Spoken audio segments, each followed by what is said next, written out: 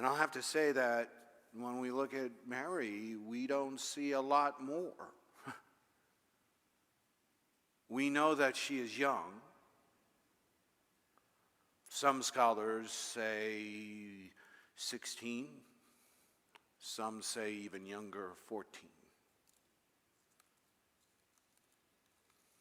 We know that she is a virgin and that she had never been with a man. And that raises the first question we have. Probably one of the first stumbling points for most people to come into the Christian faith. One of those things that is hard to understand and even harder to believe. How can a virgin conceive and bear a child?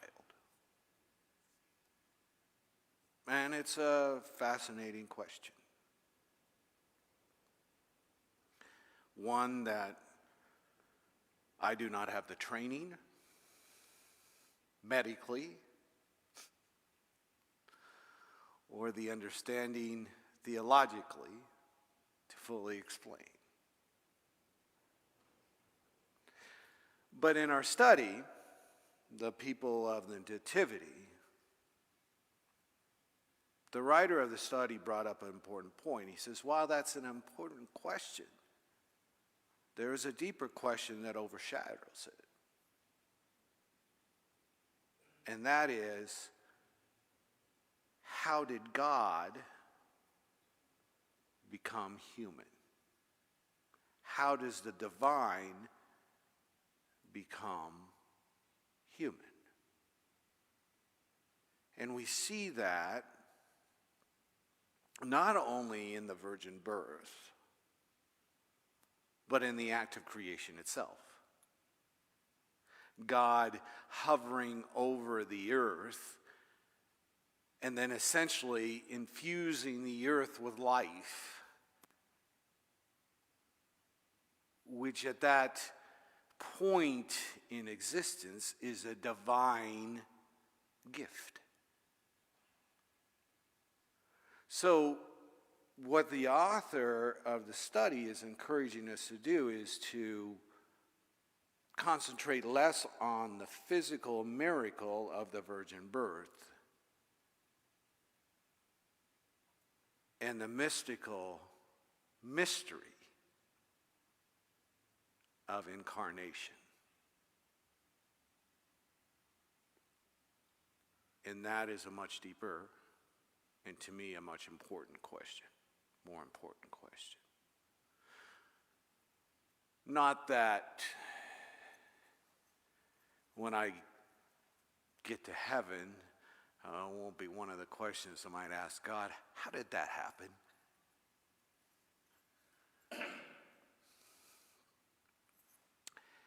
And if you look at Mary herself, and we'll get into why she was this way.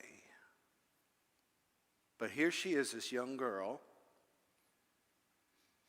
faced with bearing a child out of wedlock, which at that time in adultery was a stoning offense. Most time they weren't actually stoned, but they were certainly shamed, and their family was shamed throughout all society. And bearing a child as a virgin, all at the young age. The actual act of the virgin birth was not her problem. How that was to work was not her problem. It was God's problem to fix. What she was called to do was not to figure out that aspect, but to do what God was asking her to do, which we'll get to later.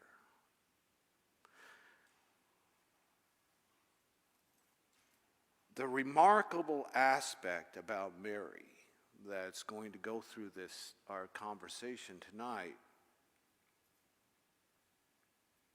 is that she was willing. The courage and the faith required of her was significant. And the fact that she was willing to do it, for the most part, without question, is more than remarkable.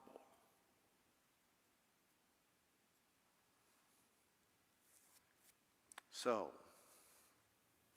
as we did with Joseph, what we will concentrate with Mary is on certain eternal principles, certain things that she demonstrated that are eternal and that we can learn from and maybe infuse into our lives, incorporate into our lives, learn from, develop within ourselves.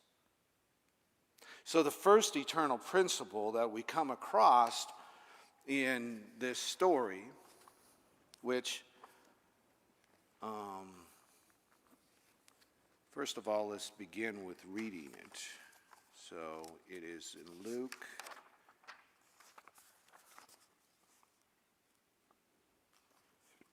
chapter 1, verses 26 through 38.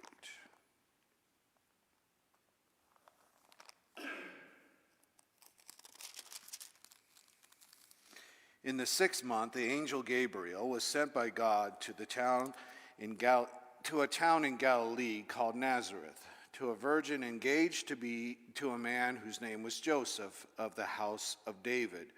The virgin's name was Mary. And he came to her and said, "Greetings, favored one. The Lord is with you." But she was much perplexed by his words and pondered what sort of greeting this might be.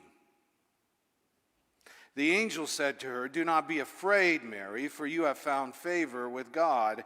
And now you will conceive in your womb and bear a son, and you will name him Jesus.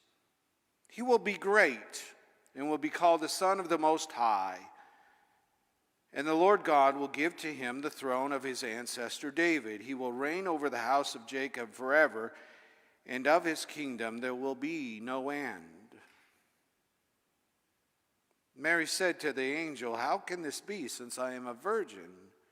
The angel said to her, "The Holy Spirit will come upon you, and the power of the Most High will overshadow you. Therefore, the child to be born will be holy. He will be called Son of God. And now your relative Elizabeth, in her old age, has also conceived a son, and this is the 6th month for her who was said to be barren. For nothing will be impossible with God." Then Mary said, "Here am I, the servant of the Lord. Let it be with me according to your word." Then the angel departed.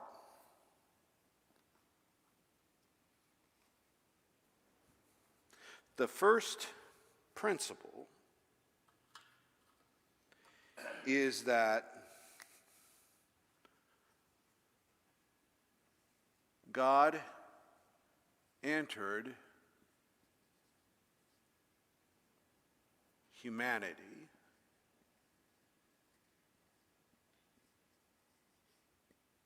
through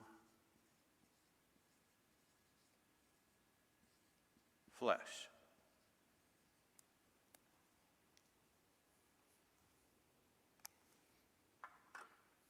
This was not just a visitation.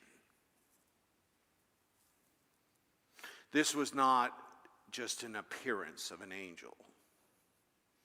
God chose to physically enter humanity, to become human. The child to be born was to be fully divine, that means fully of God, and fully human. with all the temptations, with all the frailties that come with being human. Now, why did God choose to do that? It is a series of movements that we can see from the Old Testament through, where God is moving closer and closer to the very creation that God has created. In the beginning, God created the heavens and the earth. So God is this creator that is connected to what God is creating in a sense that God is creating it, and a creator is connected to whatever it's creating. And you can see that the Spirit of God is involved in that process. But for the most part, God is transcendent of the world. God is over and above it. God is over all. And that's how it continues for some time. God in the heavens, the humans on earth. Creation on earth. God here, earth here. That is the picture we have through the first part of the Christian story, right? And then what is the next step? God calls Abraham to be his messenger on earth, to be the start of a connection, to the start of a people that are going to be God's people, God's chosen people. But still, there is this separation. And we see that even through the Exodus. When Moses goes to view God, it is only Moses going. And Moses goes up the mountaintop and the people are left behind.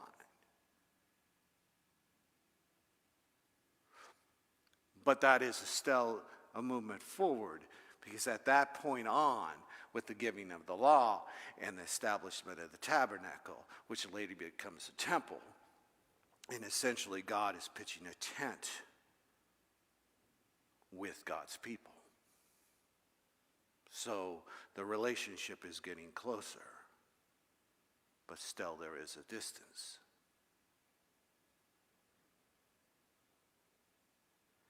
And that bridge, that gap, needs to be closed.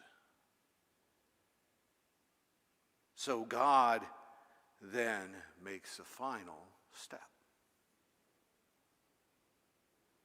I'm not just going to be connected to you by being your creator. I'm not going to just be connected to you by having a tent in your midst, a temple in your midst. I will be with you as one of you. And that is a gap that Jesus is closing. And one might argue that even the final gap is closed with Jesus' death and resurrection and what comes after, where God is no longer connected to us or with us or among us, but within us.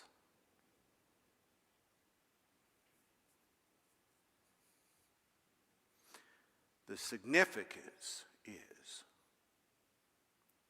that for incarnation, for God to be with us completely, is that incarnation has to happen. The divine has to become flesh. There can no longer be the separation between the divine and the physical. They have to be connected completely. In other words, we can no longer have the excuse that we're only human.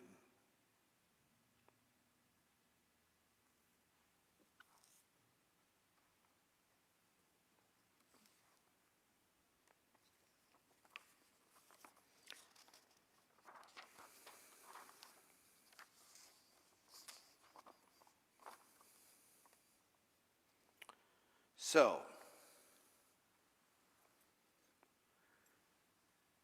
the next 3 principles have to do with Mary. And the question we ask is, why did God choose Mary? She was not of royal lineage. We don't know about anything remarkable about her as far as talents or speaking abilities or great beauty, or she was not famous in any means. My guess is that she was an average peasant girl. So why her? The authors of this study suggest 3 reasons, and the first one is perhaps the most powerful.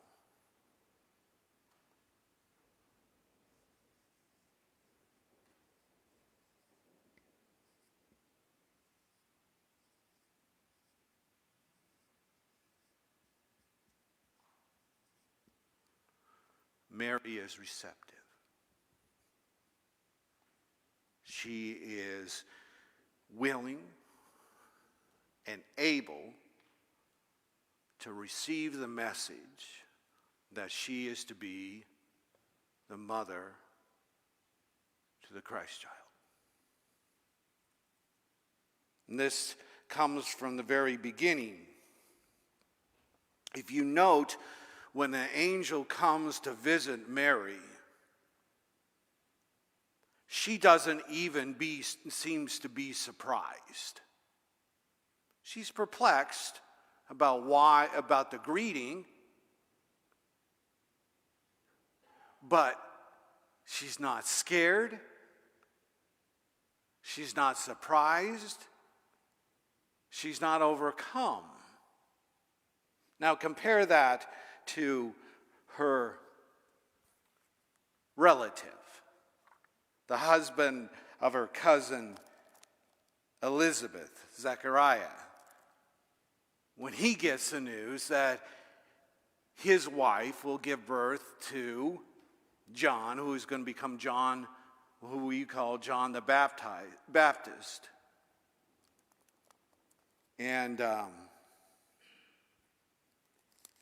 And he goes in and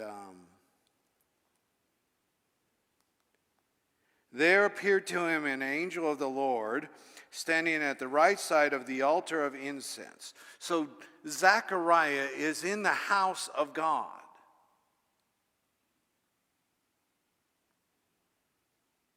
When Zechariah saw him, he was terrified, and fear overwhelmed him.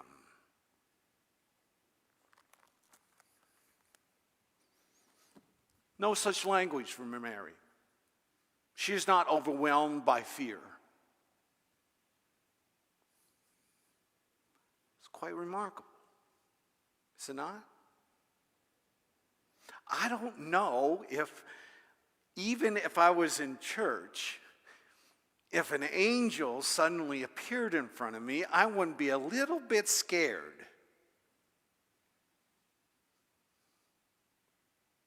It wasn't like it was a ho-hum incident to her, but she wasn't overwhelmed by fear. She was receptive to the idea that God would come to her in this way, that God would speak to her in this way, that God would speak to her. She was receptive to that idea. She was open to God speaking to her.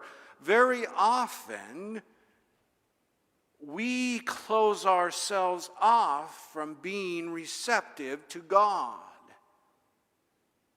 And it's not that God doesn't speak, it's that we've closed our ears to God speaking. There is a story, George Bernard Shaw has a play called St. Joan, and it's about Joan of Arc. And there's an interesting dialogue between Joan and the king.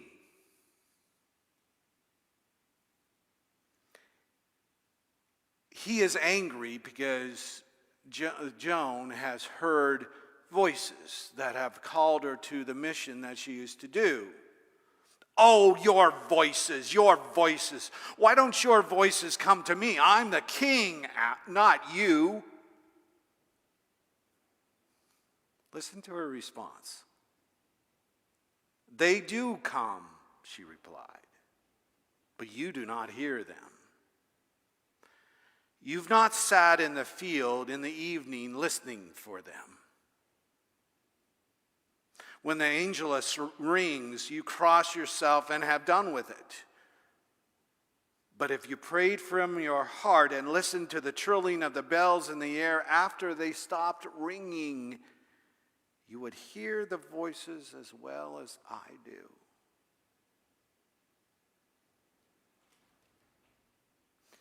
And the authors of the study also say Nathaniel Hawthorne described happiness as a butterfly, which, when pursued, is always just outside of your grasp. But if you sit down quietly and remain silent and receptive, quite often the butterfly will come and light on you. So what we see in Mary is a receptivity to the divine.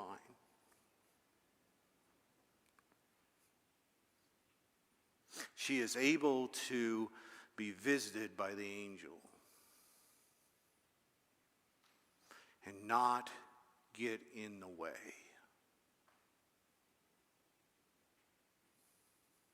So how do we do that? How do we become like Mary? How do we get that kind of receptivity?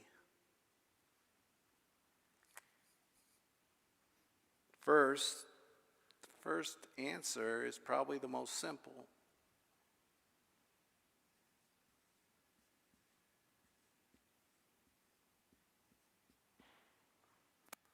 We ask for it.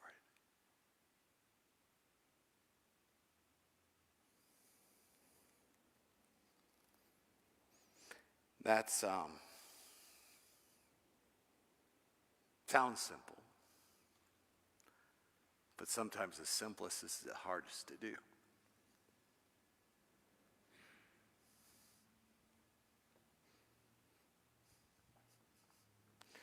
Lord, help me, but help me on my time, in my terms. God, speak to me, but tell me what I want you to say.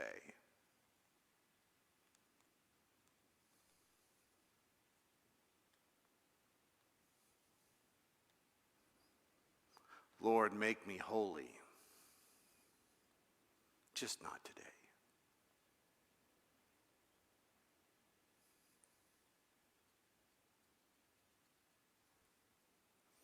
Second thing we have to do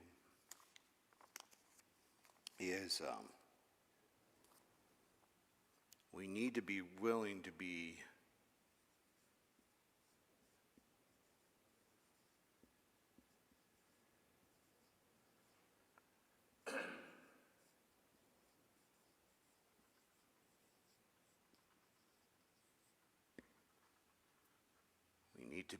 willing to be interrupted.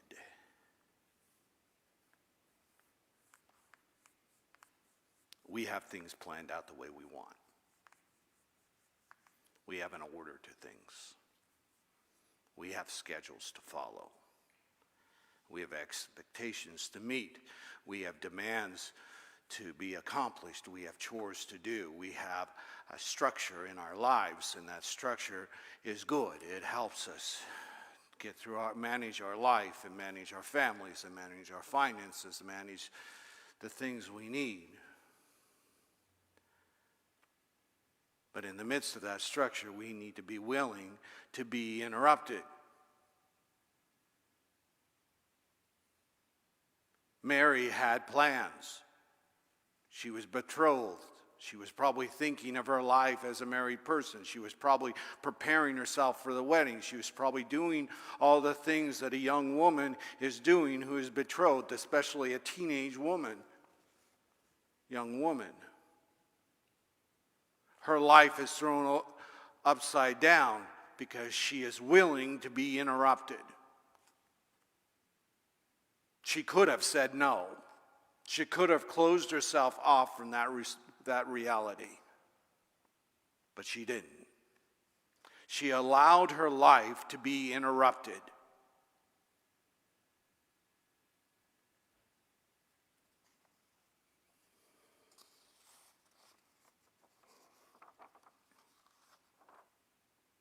In a practical sense,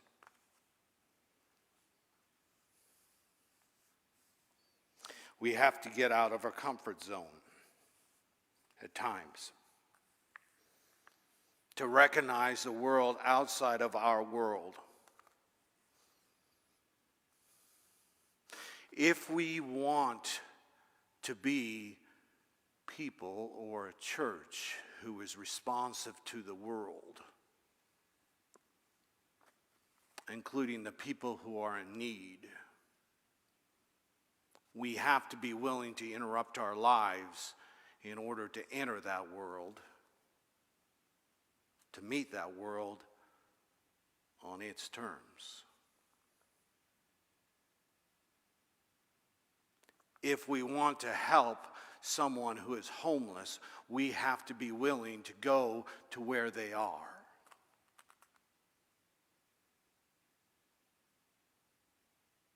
If we want to feed someone who is hungry, we can't just drop in airlift drop food. We have to see them in their state. We have to get out of our comfort zone. We have to be willing to be interrupted.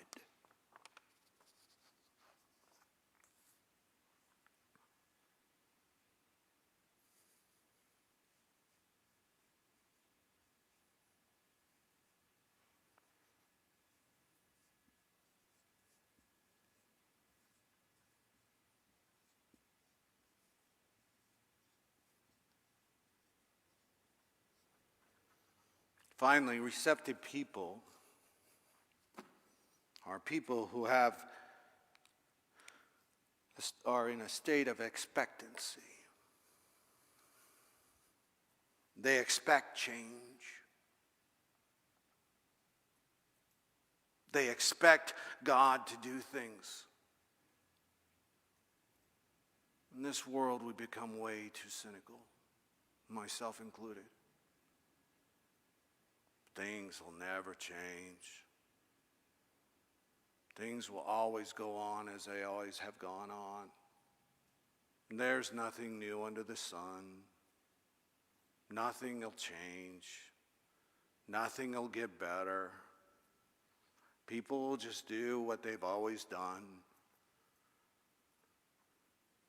Especially when we look at our nation or our world, things will always be the same. We've seen this before, we're going to see it again. That cynicism is easy, and it's a cop-out.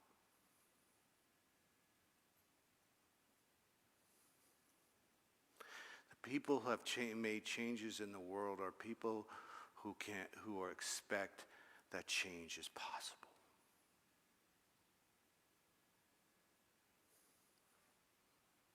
And the people who see God working in the world are the people who expect that the world is a place where God works.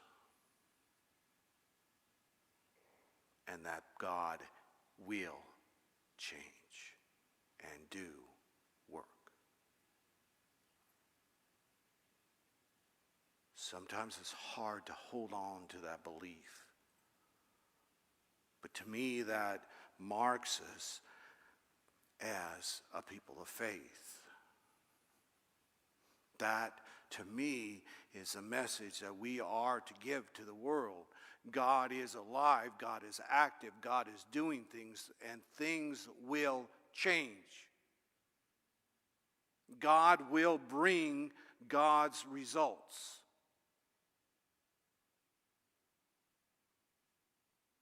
And when we have that expectancy, then we become more receptive to see what it is that God is doing. But if we've already closed ourselves off to the possibility of God working in this world, then we're not going to see where God is working in the world.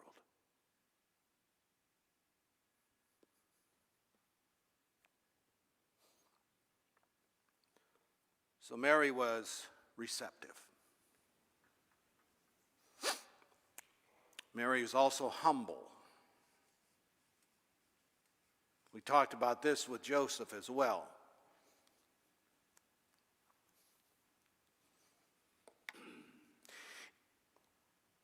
With Mary, the humility is God-directed. It is directed from herself. At one point she says, I am your servant, I am God's servant, let it be as God wishes.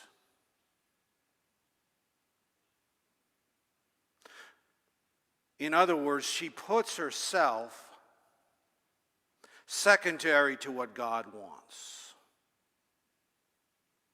She doesn't step forward and say, I'm going to be the mother of the Christ child. She says, God is coming to us through me. There's a difference in attitude. The writers of the study say that this is not an alien concept, especially when you think of Mary as a mother. Because a mother has to be other-directed. You know this.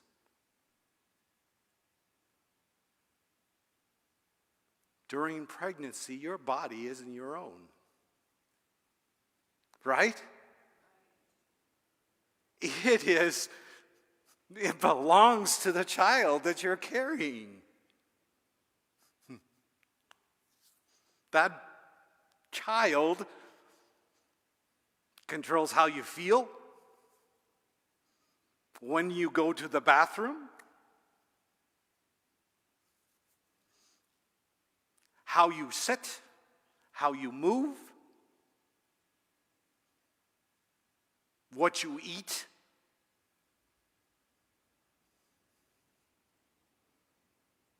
A mother knows more deeply than a father will ever know what it means to be other-directed. And Mary knows that instinctively even before she is with child.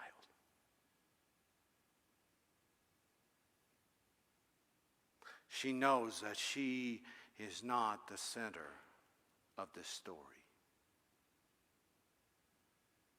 God is the center.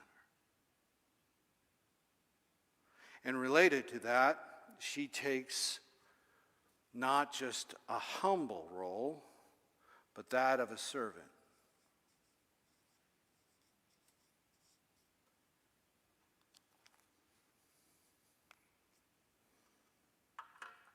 Her words to the angel is, I am God's servant.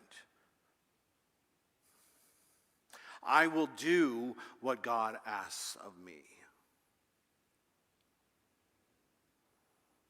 I will put myself in service to the Lord.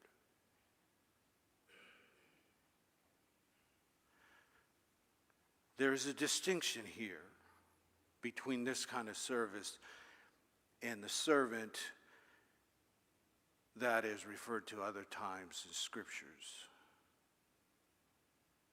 Mary is not a slave here. She is a conscious servant. Her servitude is similar to what her own son takes on later when he washes the disciples' feet.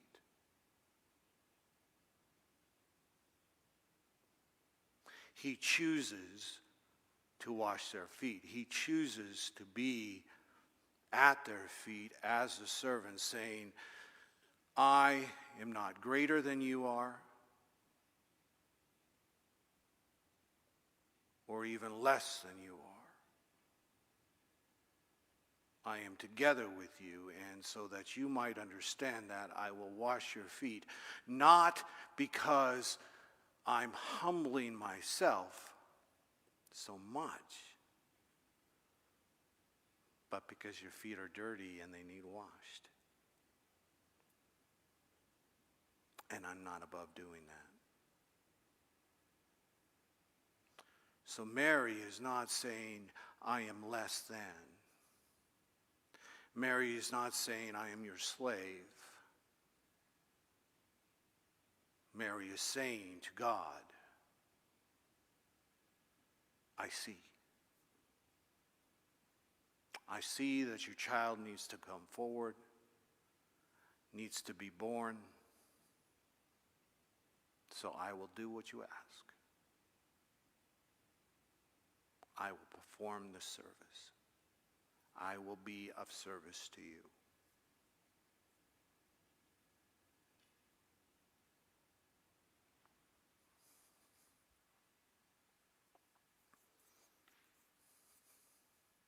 Eternal principles for tonight.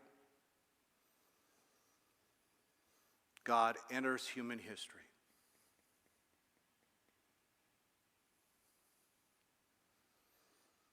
Mary is receptive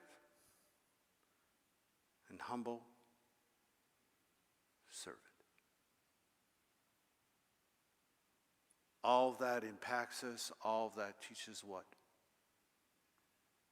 We are connected to God, and we have the opportunity to be like Mary and be receptive, humble, and of service. Any questions, comments, complaints, arguments? Annette, you said you were going to come here to give me a bad time, so go to it. God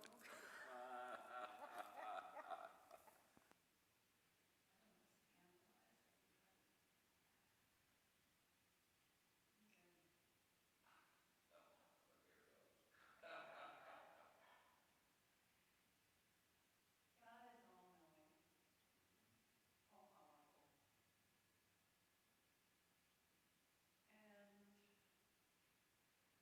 and being God, God does not need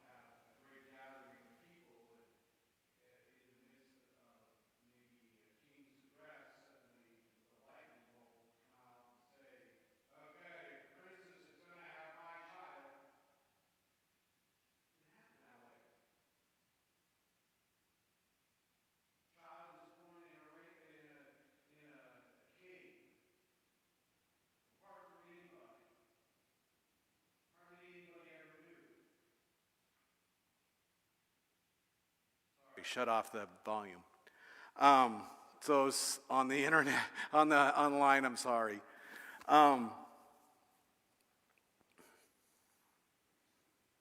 So we almost have it where God was almost hiding it.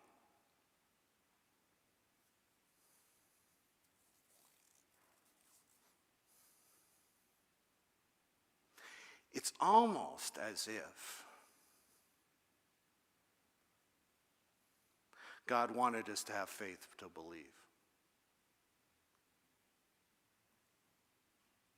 God didn't want it to be too easy, Annette. Because too easy makes for easy faith.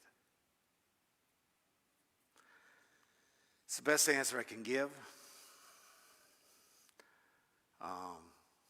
It's not the way I would have choreographed it. But then, my wisdom's far from God's. Dayton. It gets back to the whole idea of God giving us free will. He wants us to choose not to do things because we have to. Right. Mary has a choice. We don't really get a great sense of that, but if you dig into it, she has a choice.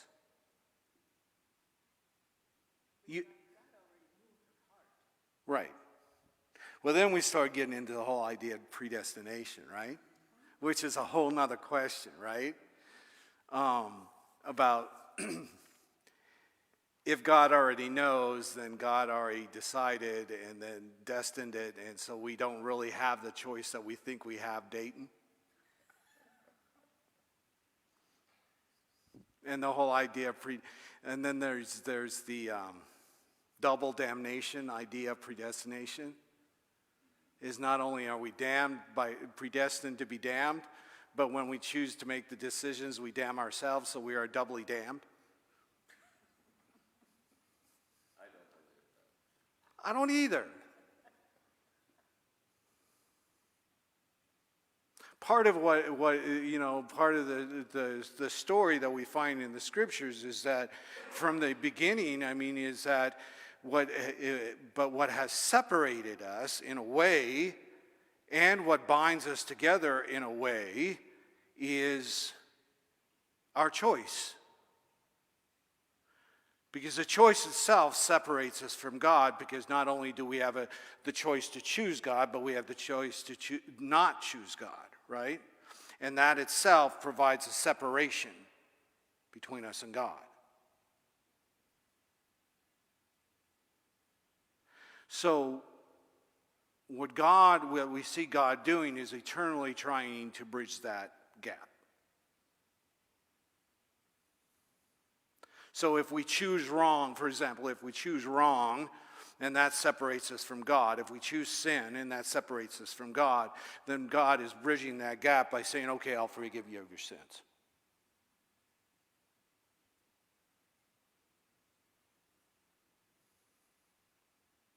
If we don't want to be robots and we don't want to think that we have control, we want to be able to make the choice for ourselves, God says, okay, you have the choice. I will give you the choice. But I'm going to reach out to you anyway. I'm not going to overcome your choice, but I will continue to reach out.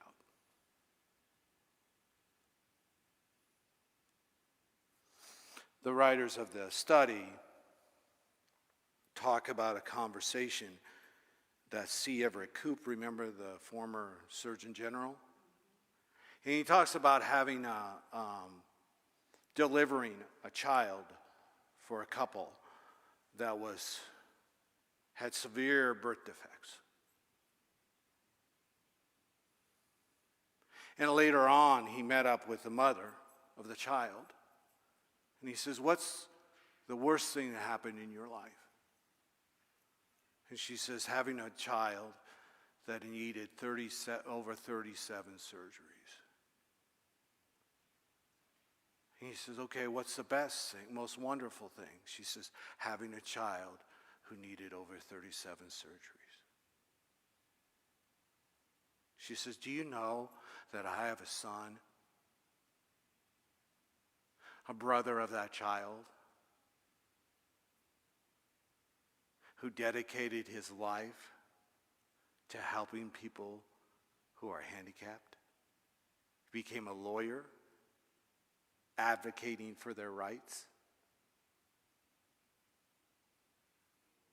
Do you know the amazing things that I've seen?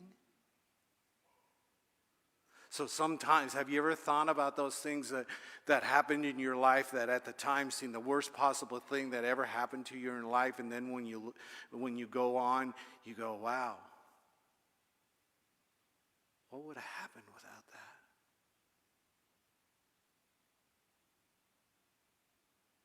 That doesn't mean that we wish pain upon ourselves.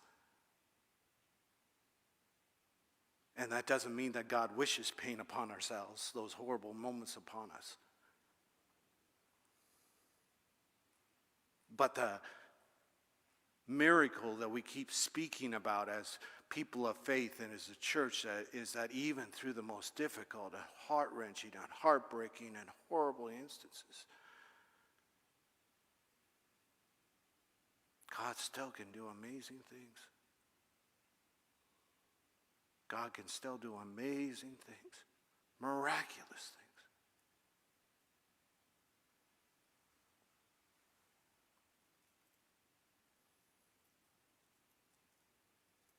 I think that makes for a nice story about C. Everett Koop says. Well, my reaction is, I bet if you asked that mother which she would have rather had, a child that didn't need 37 surgeries or a child that needed 37 surgeries, I think she would have chose the former, not the latter. Because what do we wish for our children? A life without pain.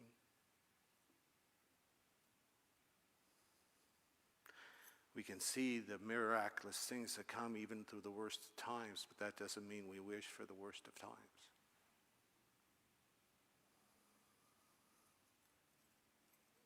And that doesn't mean that God brings the worst of times in order to bring those miracles.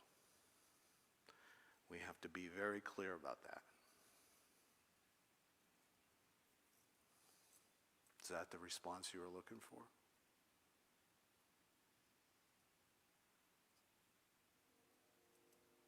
How about you, Glenn?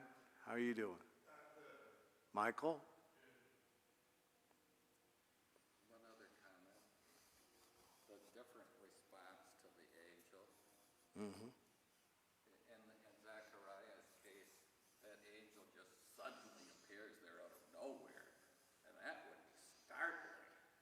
In the other case, I don't get that impression that he just comes in, because angels in the Bible often just appear like human beings, so you wouldn't be startled at this person walking in. I don't know. You're a young girl, about 14, 15 years old, and a stranger walks into your room? Yeah, well, it depends where this happens to.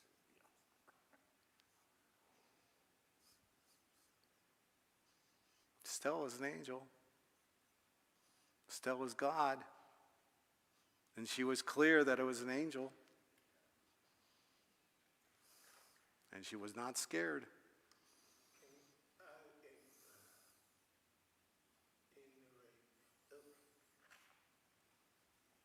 Interrupt. Yeah, let me interrupt. Willing to be interrupted.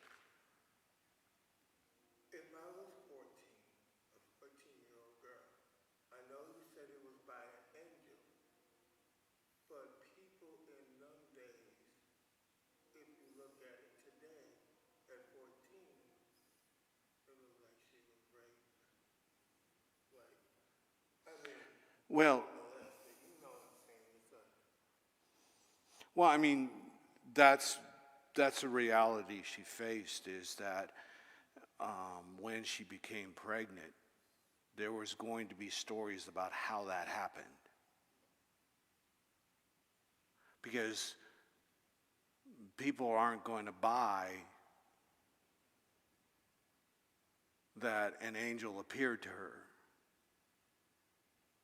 There is a story I heard, a kind of a joke, where a young woman and her mother comes in, a teenage girl and her mother comes in to the doctor, and the doctor says the daughter wasn't feeling right, and so she has an exam, and the doctor says, well, I need to inform you that you're pregnant. And the daughter says, no, that couldn't happen. I haven't been with any boy. I haven't had sex. And the mother says, that's right. She's been a good girl. She hasn't had sex. She hasn't been with a boy. And the doctor gets up and goes out and looks out the window, and they said, what, aren't you going to say something? He says, no. He says, I'm just looking. They said, what are you looking for? He said, well, the last time this happened, there was a star in the east.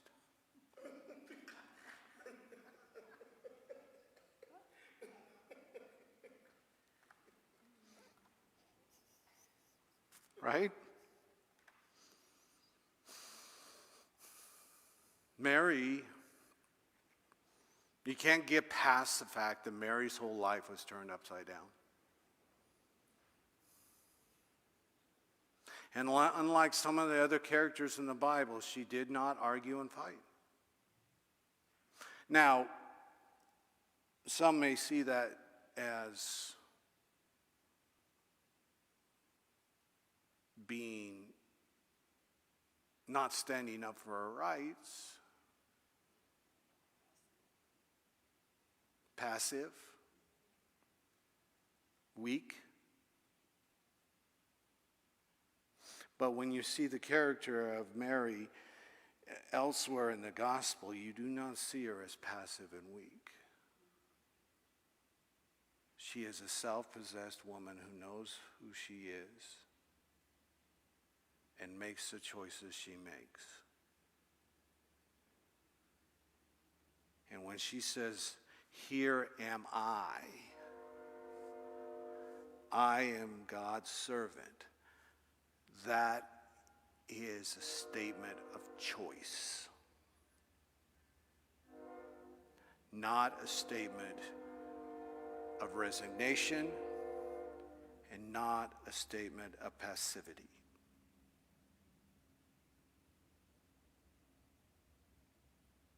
It is a statement of choice and receptivity.